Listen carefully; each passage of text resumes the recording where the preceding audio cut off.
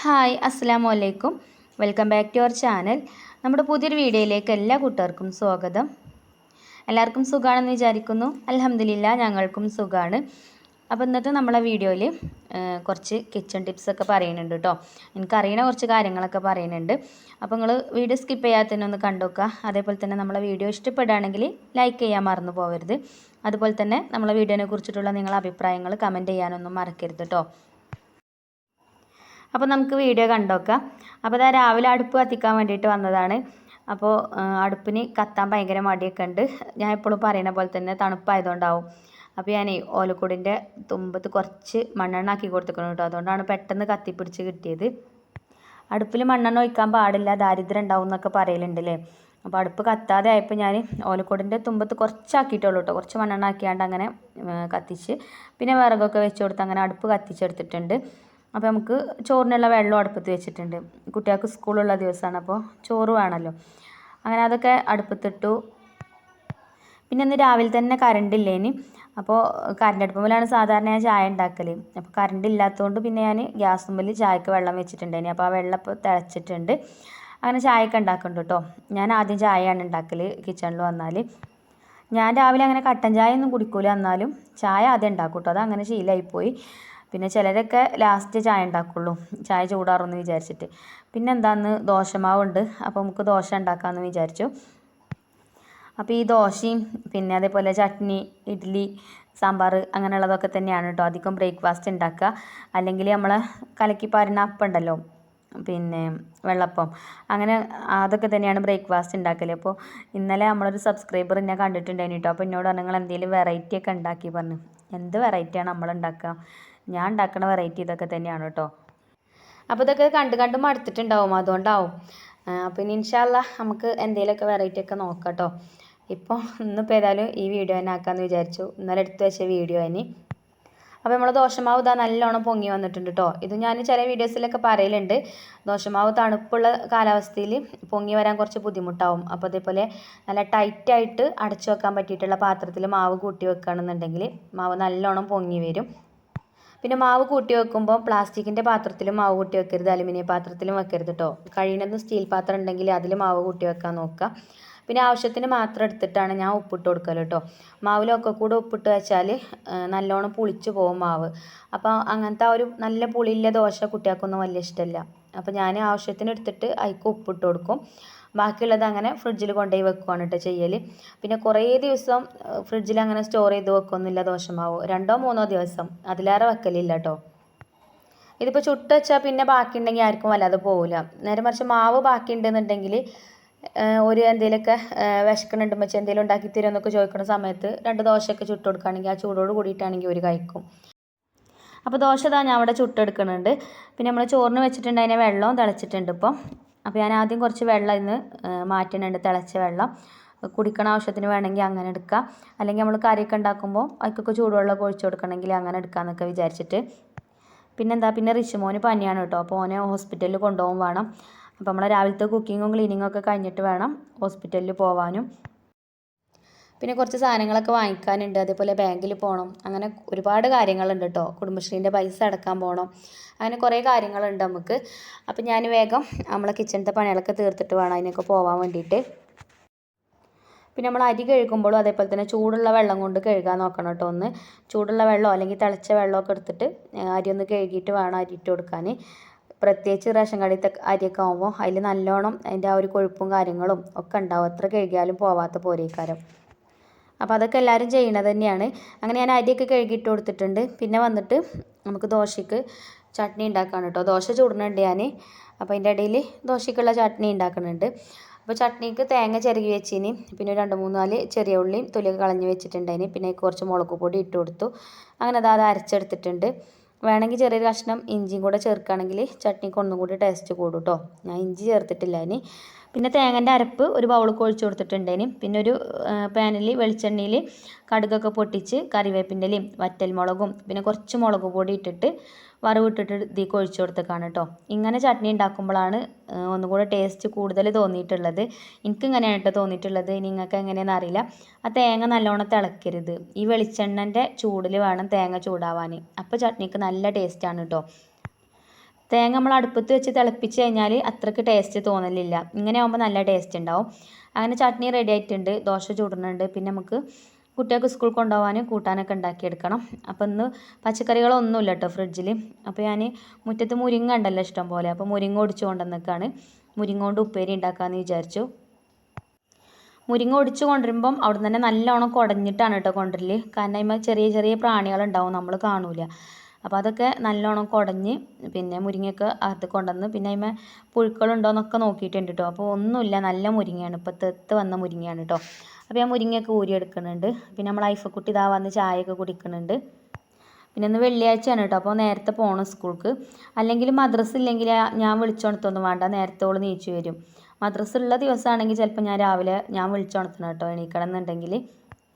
അപ്പോൾ ഇനി ചായയൊക്കെ കുടിച്ചിട്ട് ഓളെ കാര്യങ്ങളൊക്കെ ഓൾ നോക്കിക്കോളും. കുളിക്കാനൊക്കെ പോയി നല്ല കുട്ടിയായി കുളിച്ചൊക്കെ വരും.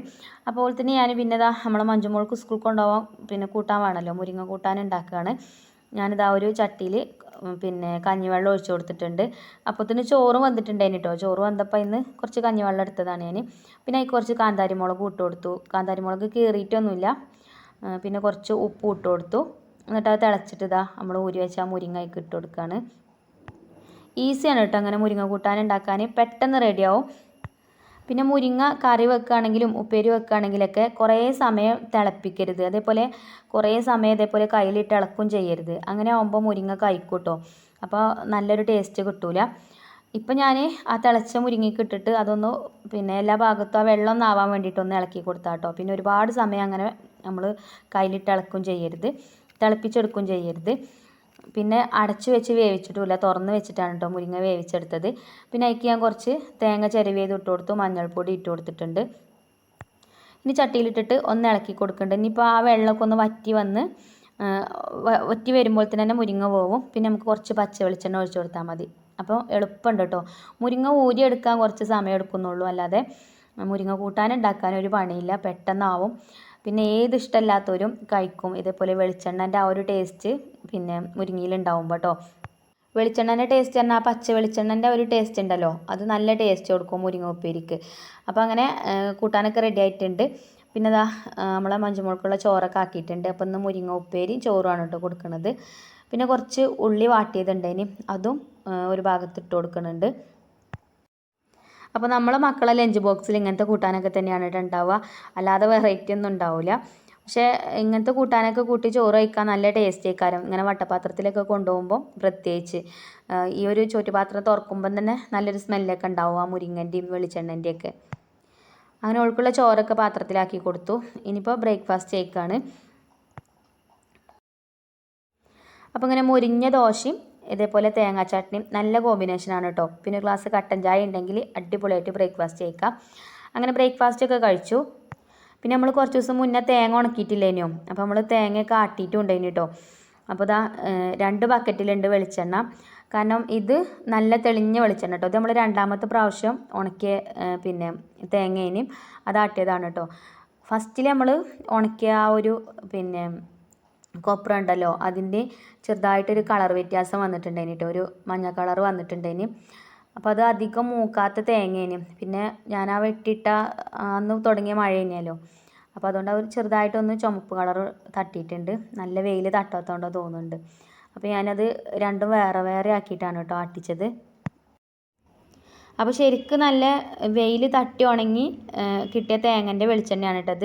ഇതിൻ്റെ കളർ കണ്ടില്ലേ, നല്ല തെളിഞ്ഞ വെളിച്ചെണ്ണയായിട്ട് കിട്ടിയിട്ടുണ്ട്. മറ്റത് പിന്നെ കുറച്ച് കളർ വ്യത്യാസം ഉണ്ട് കേട്ടോ. അപ്പോൾ അതുകൊണ്ട് അത് ഞാൻ വേറെയാണ് ആട്ടിച്ചിട്ടുള്ളത്. അപ്പോൾ ഇതാ ഈ ഒരു വെളിച്ചെണ്ണയ്ക്ക് ഞാൻ ഇട്ട് കൊടുത്തത് കുരുമുളകാണ്. നമ്മളിങ്ങനെ വെളിച്ചെണ്ണയൊക്കെ ആട്ടി സൂക്ഷിക്കുകയൊക്കെ ചെയ്യുമ്പോൾ അതിക്ക് 2 മണി കുരുമുളക് ഇട്ട് കൊടുക്കുകയാണെന്നുണ്ടെങ്കിൽ ആ വെളിച്ചെണ്ണ കേടാവാതെ കുറേ കാലം നിൽക്കും കേട്ടോ. കേടാവാതെ അല്ല ഇങ്ങനെ കാറുമല്ലോ വെളിച്ചെണ്ണ, ആ കാറിയ സ്മെല്ലൊന്നും വെളിച്ചെണ്ണയ്ക്ക് ഉണ്ടാവില്ല കുരുമുളക് ഇട്ട് കൊടുക്കുകയാണെന്നുണ്ടെങ്കിൽ. പിന്നെ ഇതാണ് കേട്ടോ ഞാൻ പറഞ്ഞത്. ഞാൻ പിന്നെ വേറെ ആട്ടിച്ചു എന്ന് പറഞ്ഞ വെളിച്ചെണ്ണ കണ്ടോ, ഇതിൻ്റെ ഈ ഒരു കളർ കണ്ടില്ലേ, ഈ ഒരു കളർ തന്നെയാണ് കേട്ടോ ഈ ഒരു തേങ്ങക്കും ഉണ്ടായിരുന്നത്. അപ്പോൾ അതിൻ്റെ വെളിച്ചെണ്ണക്കും ആ ഒരു കളറാണ് വന്നിട്ടുള്ളത്. പക്ഷേ അതിന് സ്മെല്ല് വ്യത്യാസമൊന്നുമില്ല കേട്ടോ, കാറല്ലോ അങ്ങനത്തതൊന്നുമില്ല, നല്ല ഫ്രഷ് ആയിട്ടുള്ള വെളിച്ചെണ്ണ തന്നെയാണ്. കളറിന് മാത്രം ഒരു വ്യത്യാസം വന്നിട്ടുണ്ട്. അപ്പോൾ ഇനി അതിൽ കൂട്ടിയിട്ട് രണ്ടും മിക്സ് ആക്കണ്ടെന്ന് വിചാരിച്ചിട്ടാട്ടോ. അപ്പോൾ നമുക്ക് ഫസ്റ്റ് എടുക്കുമ്പോൾ ഈ ഒരു വെളിച്ചെണ്ണ എടുക്കാമെന്ന് വിചാരിച്ചു. ഇതിങ്ങനെ വേറെ പാത്രത്തിലാക്കിയിട്ടുണ്ട്. അതിക്കും ഞാൻ കുറച്ച് കുരുമുളക് ഇട്ട് കൊടുക്കുന്നുണ്ട് ഇതേപോലെ. പിന്നെ നമുക്കിപ്പോൾ ഇപ്പോഴത്തെ ആവശ്യത്തിന് എടുക്കാൻ വേണ്ടിയിട്ട് ചെറിയൊരു ബോട്ടിൽ വേറെ കുറച്ച് വെളിച്ചെണ്ണ ആക്കിയിട്ടുണ്ട്. അപ്പോൾ അങ്ങനെ അതൊക്കെ പാത്രത്തിലാക്കിയിട്ടോ. അത് ഞാൻ വീഡിയോയിൽ കാണിക്കാൻ കാരണം എന്താ വെച്ചാൽ ചില കൂട്ടുകാരൊക്കെ ചോദിക്കും വെളിച്ചെണ്ണ എന്തായി, വെളിച്ചെണ്ണൻ്റെ വർത്താനം എന്താണെന്ന് ചോദിച്ചിട്ടോ. അപ്പോൾ നിങ്ങൾ കണ്ടോട്ടെ അറിഞ്ഞോട്ടെ എന്ന് വിചാരിച്ചിട്ടാണ് ഇതിൽ കാണിച്ചത്. അങ്ങനെ അതൊക്കെ കഴിഞ്ഞ് പിന്നെ കുറച്ച് പാത്രങ്ങളൊക്കെ കഴുകാണ്ടേനി, അതൊക്കെ കഴുകി വെച്ച് പിന്നെ കാര്യമായിട്ട് കുക്കിങ്ങും കാര്യങ്ങളൊന്നും പിന്നെ ചെയ്തിട്ടില്ല കേട്ടോ. അപ്പോൾ കുട്ടികൾക്ക് കൊണ്ടുപോകാനുള്ള ഇതൊക്കെ ഉണ്ടാക്കി. അത് തന്നെയാണ് എനിക്ക് ഉച്ചയ്ക്ക് കഴിക്കാനുള്ളത്. ഞാനും ചിഞ്ചും മാത്രമല്ലേ ഉള്ളൂ പിന്നെ. അപ്പോൾ നമ്മൾ റിച്ചുമോനെ ഹോസ്പിറ്റലിൽ കൊണ്ടുപോകാൻ വേണം, ഐഫക്കുട്ടിനെ സ്കൂൾക്ക് ആക്കും വേണം. അപ്പോൾ വേഗം പോയി കുളിച്ചൊക്കെ വന്നിട്ട് ഇതാ ഞങ്ങൾ പിന്നെ ഐഫക്കുട്ടിനെയും കൊണ്ട് പോന്നിട്ടുണ്ട്. ഐഫക്കുട്ടിനെ ഇതാ സ്കൂൾക്ക് ആക്കുകയും ചെയ്ത് പിന്നെ ഞാനും റിച്ചുമോനും ഇവിടെ ബസ്സകത്ത് നിൽക്കുകയാണ് കേട്ടോ. ഇവിടുന്ന് 9:45 ബസ്സുണ്ട്. അങ്ങനെ ആ ഒരു ബസ്സൊക്കെ വന്ന് പിന്നെ ഞങ്ങൾ ബസ്സിലൊക്കെ കയറി ഹോസ്പിറ്റലിലൊക്കെ പോയി. അപ്പോൾ റിച്ചുമോന് മരുന്നും കാര്യങ്ങളൊക്കെ പിന്നെ ഡോക്ടർ തന്നിട്ടുണ്ട്. കുഴപ്പമൊന്നുമില്ല കേട്ടോ, ജലദോഷപ്പനിയാണ്. അപ്പോൾ നമ്മളിവിടെ അൽസലാമ എന്ന് പറഞ്ഞിട്ടുള്ള ഒരു ഹോസ്പിറ്റലുണ്ട്, അങ്ങോട്ടാണ് കേട്ടോ പോന്നിട്ടുള്ളത്. ഗവൺമെൻറ് ഹോസ്പിറ്റലിലേക്കാണ് ഞാൻ സാധാരണ പോവല്. അപ്പോൾ അവിടെ ഭയങ്കര തിരക്കേക്കാരം. അപ്പോൾ ബാവുക്കാക്ക് പ്രത്യേകം പറഞ്ഞിട്ടുണ്ടായിന് ഇവിടെ കാണിക്കാൻ. ഇവിടുത്തെ ഡോക്ടർ നല്ല ഡോക്ടറാണ് കേട്ടോ. നമ്മൾ ഐഫക്കുട്ടിൻ്റെ ചെവിയിൽ കോട്ടരുമ പോയിട്ട് എടുത്ത ഡോക്ടറാണ് കേട്ടോ. നിങ്ങൾക്ക് ഓർമ്മ ഉണ്ടോ ഇല്ലേന്ന് അറിയില്ല. അപ്പോൾ അവിടെ നിന്ന് ഇങ്ങോട്ട് ഈ ഒരു ഡോക്ടറെ തന്നെയാണ് മക്കളെയൊക്കെ കാണിക്കൽ. അങ്ങനെ ഹോസ്പിറ്റലിലൊക്കെ പോയി വന്നു. പിന്നെ വൈകുന്നേരമാണ് കേട്ടോ പിന്നെ വീഡിയോ എടുക്കുന്നത്. അപ്പോൾ കുട്ടികൾ സ്കൂളിട്ട് വരുന്ന സമയത്ത് കഴിക്കാനൊന്നുമില്ല ഇനി. അപ്പോൾ ചിഞ്ചുമോള് നൂഡിൽസ് ഉണ്ടാക്കിയിട്ടുണ്ട്. പിന്നെ ഞാനും റിച്ചും ഹോസ്പിറ്റലിലൊക്കെ പോയി വന്നപ്പോൾ കുറച്ച് സാധനങ്ങളൊക്കെ വാങ്ങിച്ചിട്ടാണ് പോകുന്നത്. അതേപോലെ മീൻ തിന്നാൻ കുറേ ദിവസമായിക്കണം കേട്ടോ പൂതി തുടങ്ങിയിട്ട്. കാരണം കുറേ ദിവസമായിട്ട് ഇപ്പോൾ ബീഫുണ്ടല്ലോ. അപ്പോൾ മീൻ കറിയൊക്കെ കൂട്ടിയിട്ട് ചോറ് വെച്ചിട്ട് കുറേ ദിവസമായിക്കണം. അപ്പോൾ ഇന്ന് അങ്ങനെ മീൻ വാങ്ങാമെന്ന് വിചാരിച്ചിട്ട് മീൻ വാങ്ങിച്ചിട്ടുണ്ട്. പിന്നെ മത്തിയൊന്നും ഇപ്പോൾ വാങ്ങൂല കേട്ടോ. മത്തി ഇല്ല എന്നെ കടയിൽ. ഭയങ്കര വിലയാണ് മീനിനൊക്കെ ഇപ്പോൾ. അപ്പോൾ ഞാൻ 100 രൂപക്ക് അയില വാങ്ങിച്ചിട്ടുണ്ടേന്. അപ്പോൾ ഇതുകൊണ്ട് കറി ഉണ്ടാക്കണം. അതേപോലെ ഇതിൻ്റെ ആ വാലിൻ്റെ കഷ്ണം ഉണ്ടല്ലോ അത് നോക്കിയിട്ട് ഫ്രൈ ചെയ്യാനും എടുക്കാമെന്ന് വിചാരിച്ചു. ഉച്ചക്ക് പിന്നെ അങ്ങനെ തട്ടിക്കൂട്ടിയൊക്കെ കഴിക്കും. വൈകുന്നേരം പിന്നെ മക്കളുണ്ടാവുമല്ലോ. മക്കളുണ്ടാകുമ്പോൾ പിന്നെ നല്ല കറിയോ അല്ലെങ്കിൽ ഇതേപോലെ മീൻ പൊരിച്ചത് എന്തെങ്കിലുമൊക്കെ ഒന്ന് വേണം. ഇല്ലയെന്നുണ്ടെങ്കിൽ പിന്നെ മൂക്കൊണ്ടൊക്കെ വർത്താനം പറയട്ടോ, ചോറൊന്നും പോകില്ലായിരിക്കും. അപ്പോൾ ആദ്യമൊക്കെ ഞാൻ ഇടയ്ക്ക് ചപ്പാത്തിയൊക്കെ ഉണ്ടാക്കിനി. ഇപ്പോൾ ചപ്പാത്തി അങ്ങനെ ഉണ്ടാക്കലില്ല. കാരണം കുട്ടികൾക്ക് ചോറ് കഴിക്കൽ ഇപ്പോൾ കുറച്ച് കുറവാണ്. അപ്പോൾ ഒരു ചോറ് കഴിക്കുകയാണെങ്കിൽ ചോറ് കഴിച്ചോട്ടെ എന്ന് വിചാരിച്ചിട്ട് ചോറ് തന്നെയാണ് അധികം ഉണ്ടാക്കൽ. പിന്നെ ഇതാ നമ്മൾ ചിഞ്ചുമോള് നൂഡിൽസൊക്കെ ഉണ്ടാക്കിയിരിക്കണം കേട്ടോ. നൂഡിൽസൊക്കെ അടിപൊളിയായിക്കണം. അപ്പോൾ എൻ്റെ കുട്ടി ഇപ്പോൾ കുറച്ച് ദിവസം വീട്ടിലൊക്കെ നിന്നിട്ട് കുക്കിങ്ങൊക്കെ പഠിച്ചിരിക്കണം കേട്ടോ. എന്തുണ്ടാക്കിയാലും നല്ല ടേസ്റ്റ് ഉണ്ടാവലുണ്ട്. പിന്നെ ഞാനിങ്ങനെ പുകഴ്ത്തി പറയുന്നല്ലോ കേട്ടോ. ചിലപ്പോൾ ആദ്യമൊക്കെ ഉണ്ടാക്കുമ്പോൾ അല്ലെങ്കിൽ എരിവ് കൂടും, അല്ലെങ്കിൽ ഒരു ടേസ്റ്റ് ഉണ്ടാവലില്ല. ഇപ്പം ഉണ്ടാക്കുന്നതൊക്കെ നല്ല ടേസ്റ്റ് ഉണ്ടാവലുണ്ട്. അപ്പോൾ ഞാൻ പിന്നെ ഒന്ന് ടേസ്റ്റ് ചെയ്ത് നോക്കാൻ വേണ്ടിയിട്ട് ഒരു പാത്രത്തേക്ക് കുറച്ച് നൂഡിൽസ് എടുത്തുകൊണ്ട് ഒന്ന് ഒരു സ്പൂൺ ഇങ്ങനെ കഴിച്ച് നോക്കിയിട്ടോ. അപ്പോൾ നല്ല ടേസ്റ്റ് ഉണ്ടെങ്കിൽ ഞാനപ്പോൾ നല്ല സന്തോഷമായിക്കണം. അപ്പോൾ ടേസ്റ്റ് കുറച്ച് കുറവാണെങ്കിലും നല്ല ടേസ്റ്റ് ഉണ്ട് എന്ന് പറഞ്ഞുകൊണ്ട് കുട്ടികളെ പ്രോത്സാഹിപ്പിക്കണം. എന്നാലുള്ളൂ പിന്നെയും പിന്നെയും ഉണ്ടാക്കുക. അല്ലെങ്കിൽ പിന്നെ ആ വൈക്ക് പിന്നെ വരില്ല. ഇതങ്ങനെയൊന്നുമല്ല കേട്ടോ, ടേസ്റ്റൊക്കെ ഉണ്ടേനി. പിന്നെ അത് അവിടെ കുറച്ച് പാല് വെള്ളമൊക്കെ കൂട്ടിയിട്ട് തിളപ്പിക്കാനും വെച്ചിട്ടുണ്ടേനി. അപ്പോൾ ബൂസ്റ്റും ഉണ്ടാക്കി കൊടുക്കാമെന്ന് വിചാരിച്ച് അങ്ങനെ 2 പാക്ക് ബൂസ്റ്റൊക്കെ ഇട്ട് പിന്നെ ബൂസ്റ്റും ഉണ്ടാക്കിയിട്ടുണ്ട്. അപ്പോൾ ഇതൊക്കെയാണ് കേട്ടോ കുട്ടികളൊന്ന് സ്കൂളിട്ട് വരുമ്പോൾ അവർക്ക് കഴിക്കാൻ കൊടുത്തത്. പിന്നെ നൂഡിൽസൊക്കെ ഈ ഒരു സമയത്ത് കഴിച്ച് കഴിഞ്ഞാൽ പിന്നെ രാത്രി വല്ലാതെ ചോറൊന്നും അവർക്ക് വേണ്ടി വരില്ല. പിന്നെ ഞാൻ മീൻകറി ഉണ്ടാക്കാനും നിന്ന്. മീൻകറി എളുപ്പം ഉണ്ടാക്കാൻ പിന്നെ പറ്റുന്ന ആ ഒരു രീതിയിലുള്ള മീൻകറിയാണ് കേട്ടോ ഉണ്ടാക്കുന്നത്. ഇങ്ങനത്തെ മീൻകറിൻ്റെ റെസിപ്പി ഞാൻ ആദ്യമൊക്കെ കാണിച്ചിട്ടുണ്ടേനും മത്തി വെച്ചിട്ടുണ്ടാക്കുന്നത്. ഞാൻ കുറച്ച് ചെറിയ ഉള്ളി തൊലിയൊക്കെ കളഞ്ഞ് കഴുകി അരിഞ്ഞെടുത്തിട്ടുണ്ട്. അതേപോലെ ഇഞ്ചിയും വെളുത്തുള്ളിയും ഒക്കെ അരിഞ്ഞെടുത്തിട്ടുണ്ടേനി. അതൊക്കെ അതാ ചട്ടിക്ക് ഇട്ട് കൊടുത്തിട്ടുണ്ട്. പിന്നെ തക്കാളി ഇട്ട് കൊടുത്തിട്ടുണ്ട്.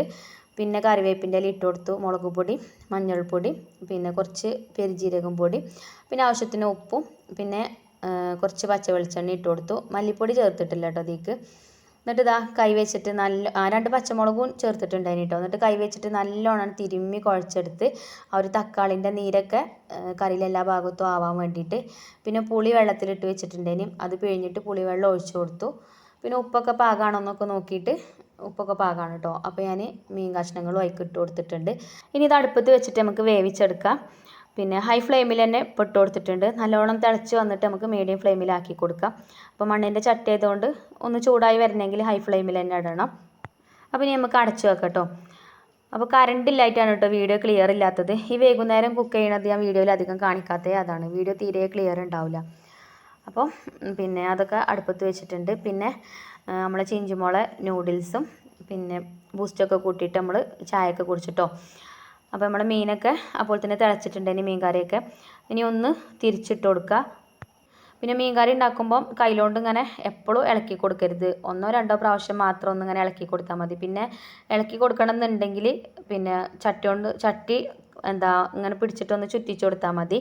അല്ലെങ്കിൽ മീനൊക്കെ നല്ലോണം വെന്തുടഞ്ഞ് ആ മുള്ളുമെന്നൊക്കെ പോന്ന് ഇറച്ചി വേറെ മീൻ പിന്നെ മുള്ള് വേറെയൊക്കെ ആയിട്ടേ കാര്യം കിട്ടുക. അപ്പോൾ അത് ഹൈ ഫ്ലെയിമിൽ തന്നെയല്ലേ ഇതുവരെ ഉണ്ടായിരുന്നത്. അപ്പോൾ ഞാൻ ലോ ഫ്ലെയിമിലാക്കി കൊടുത്തിട്ടുണ്ട്. പിന്നെ ഞാൻ ഇന്ന് റിച്ചുവിനെയും കൊണ്ട് ഹോസ്പിറ്റലിൽ പോയപ്പോൾ കുറച്ച് സാധനങ്ങളൊക്കെ വാങ്ങിച്ചിട്ടുണ്ടായിന്. അപ്പോൾ ഒരു ട്രേ മുട്ട വാങ്ങിയിട്ടുണ്ടായിന് കേട്ടോ. അപ്പോൾ ഞാനിങ്ങനെ ഒരു ട്രേ മുട്ടയൊക്കെ വാങ്ങിക്കുമ്പോൾ ഇതുപോലെയാണ് കേട്ടോ ചെയ്യൽ. ഇങ്ങനെ ഒരു പാത്രത്തിൽ വെള്ളം ഒഴിച്ചിട്ട് അതിലേക്ക് ഇട്ട് കൊടുക്കും. എപ്പോൾ മുട്ട കൊണ്ടുവരികയാണെങ്കിലും കഴുകിയിട്ട് തന്നെയാണ് നമ്മൾ ഫ്രിഡ്ജിൽ വെക്കുക. കാരണം മുട്ടമ്പൽ നിങ്ങൾക്ക് അറിയാലോ അഴുക്കും കാര്യങ്ങളൊക്കെ ഉണ്ടാവും. അപ്പോൾ അതൊന്ന് പൊതിർന്ന് വരാൻ വേണ്ടിയിട്ട് കുറച്ച് നേരം വെള്ളത്തിലിട്ട് വെച്ചതാണ് കേട്ടോ. ഇങ്ങനെ ഒരു ട്രേ മുട്ട വാങ്ങിക്കുമ്പോൾ 180 രൂപയാണ് കേട്ടോ ഒരു ട്രേക്ക്.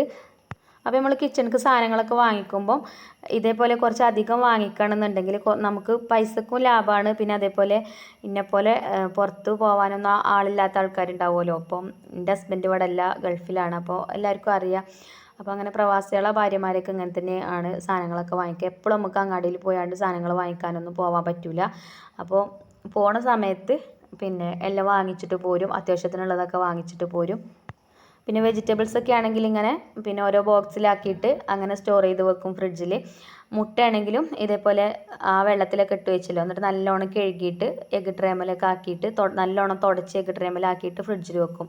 പിന്നെ ആവശ്യത്തിനുള്ളത് അങ്ങനെ എടുക്കും. പിന്നെ ക്യാരറ്റ് അതേപോലെ ഒരു ബോക്സിലാക്കിയിട്ട് കുറച്ച് വെള്ളം ഒഴിച്ചിട്ട് അടച്ച് വെക്കുകയാണെന്നുണ്ടെങ്കിൽ 1 മാസമൊക്കെ വരെ നിൽക്കും കേട്ടോ. 1 മാസം വരെ ഞാൻ നോക്കിയിട്ടുണ്ട്. അതിലേറെ ഇനി എനിക്കറിയില്ല, നല്ല ഫ്രഷായിട്ട് നിൽക്കും. ഇല്ലെങ്കിൽ ഒന്ന് അതേപോലെ ഒന്ന് ചെയ്ത് നോക്കോണ്ടിട്ടോ. ഒരു കുഴപ്പവും വരില്ല, ഒരു വാടലോ ചുങ്ങലോ ഒന്നും വരില്ല കേട്ടോ. അപ്പോൾ ഞാൻ ഇതേപോലെയാണ് എല്ലാ വെജിറ്റബിൾസും സ്റ്റോർ ചെയ്ത് വെക്കൽ. ഈ ഒരു പാത്രത്തിൻ്റെ താഴെ ഒരു ടിഷ്യൂ പേപ്പർ വെച്ച് കൊടുത്തിട്ടുണ്ട്. അതിൻ്റെ മേലേക്ക് ഇനിയിപ്പോൾ ഉപ്പേരി വെക്കാനുള്ള കോവക്ക, വെണ്ടക്ക അങ്ങനെയുള്ള ഐറ്റംസൊക്കെ അങ്ങനെ പിന്നെ വെച്ച് കൊടുത്തേക്കാണ് കേട്ടോ. എന്നിട്ട് അടച്ച് വെച്ചിട്ട് ഫ്രിഡ്ജിൽ കൊണ്ടുപോയി വെച്ചേക്കാണ്. പിന്നെ അതേപോലെ നമ്മളെ മുട്ടയും തന്നെ ആ വെള്ളത്തിൽ നിന്നൊക്കെ എടുത്ത് കഴുകി തുടച്ച് എഗ് ട്രേമിലൊക്കെ ആക്കിയിട്ട് വെച്ചിട്ടുണ്ട്. അതും ഫ്രിഡ്ജിൽ അതേപോലെ കൊണ്ടുപോയി വെക്കും. പിന്നെ അതൊക്കെ എടുത്ത് വെച്ചപ്പോഴത്തേന് സമയം ഒരുപാടായിട്ടുണ്ടേനും. പിന്നെ നമ്മളെ മീൻ കറിയൊക്കെ വെന്ത് ഞാൻ തീയൊക്കെ ഓഫാക്കിയിട്ടുണ്ടേന് കേട്ടോ. അപ്പോൾ ആ മീൻ കറി അടിപൊളിയായിട്ടുണ്ട്. നല്ല ടേസ്റ്റുള്ള മീൻ കറിയാണ് കേട്ടോ. ഇതേപോലെ ഉണ്ടാക്കി നോക്കാത്തവരൊന്നും ഉണ്ടാക്കി നോക്കുകൊണ്ട് പെട്ടെന്ന് ഉണ്ടാക്കിയെടുക്കാൻ പറ്റുന്ന രീതിയിലാണ് ഞാൻ കാണിച്ചിട്ടുള്ളത്. നല്ല ചൂടുള്ള ചോറിൻ്റെ കൂടെ കുഴച്ച് കഴിക്കുകയാണെങ്കിൽ വേറൊരു കൂട്ടാനും വേണ്ട. ഈ ഒരു മീൻ കറി ഒരു കഷ്ണം മീനും ഉണ്ടെങ്കിൽ നമുക്ക് വയറ് നിറച്ച് ചോറ് കഴിക്കാം. അപ്പോൾ ഇന്നത്തെ വീഡിയോ ഇത്രയൊക്കെ തന്നെ ഉള്ളൂ കേട്ടോ. നിങ്ങൾക്ക് വീഡിയോ ഇഷ്ടപ്പെട്ടിട്ടുണ്ടാവുമെന്നാണ് വിചാരിക്കുന്നത്. വീഡിയോ ഇഷ്ടമായിട്ടുണ്ടെങ്കിൽ ലൈക്ക് ചെയ്യുക. അതുപോലെ തന്നെ നമ്മളെ ചാനൽ സബ്സ്ക്രൈബ് ചെയ്യാതെ കാണുന്ന കൂട്ടുകാരുണ്ടെങ്കിൽ ഒന്ന് സബ്സ്ക്രൈബ് ചെയ്ത് സപ്പോർട്ട് ചെയ്യുക. ഇനി ഇൻഷാ അല്ലാഹ് അടുത്ത വീഡിയോയിൽ കാണാം. താങ്ക്